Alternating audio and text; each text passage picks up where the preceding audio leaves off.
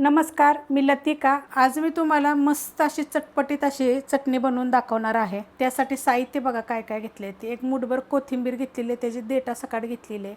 मिरच्या घेतलेल्या आहेत, काही मिरच्या पोपटे येते आणि काय मिरच्या तिखटवाल्या आहेत. तर कुठल्या पण तुम्ही घेऊ शकता. एक छोट्या आकाराचं टोमॅटो आहे, ती जाळीवर भाजून घेतलेलं आहे. खूप रेसिपीत दाखवलं आहे कसं भाजायचं ते. कढीपत्त्याची पानं घेतलेली आहेत, एक 20 ते 25 पानं आहेत बघा. स्वच्छ धुवून पाणी नितळून घेतलेली आहेत.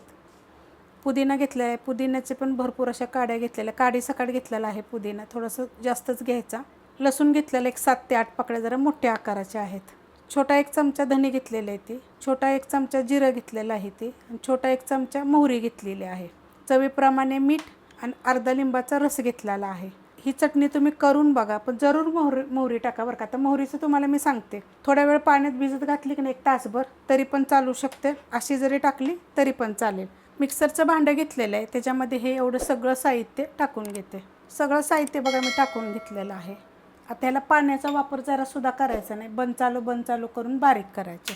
पाण्याचा वापर बघा मी थोडासुद्धा केलेला नाही आहे. बंद चालू करून एकदम बारीक केलेला आहे. जर तुम्हाला थोडीशी पातळ पाहिजे, जसं की ब्रेडला वगैरे लावायला, तर मग तुम्ही ह्यात पाणी टाकू शकता. मस्त अशी होते बघा. आणि जी मोहरी आहे ना, ती पण एकदम बारीक अशी होते.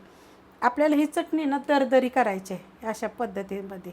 पेस्ट जरी केली ना तर ब्रेडला लावून तुम्ही खाऊ शकता, पावाला लावून तुम्ही खाऊ शकता भाजून.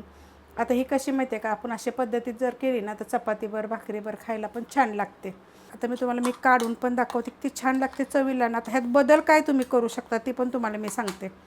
एक अर्धा चमचा तुमच्याकडे जर आमचूर पावडर असेल तर तुम्ही ह्याच्यामध्ये आमचूर पावडर पण टाकू शकता. आणि जरी नाही टाकली तर अशाच पद्धतीनं जरी केली तरी चालेल. किंवा थोडीशी कच्ची कैरी जर असेल ना, कैरी, तर ती पण तुम्ही टाकू शकता. मस्त लागेल एकदम. आता हे मी काढून घेते आणि तुम्हाला दाखवते. काढून घेतलेली आहे ना, इतकी टेस्टी चवदार होती ना, एकदम चटपटीत. नक्की करा. रेसिपी आवडली तर लाईक करा, सबस्क्राईब करा, कमेंट करा आणि शेअर बी करा.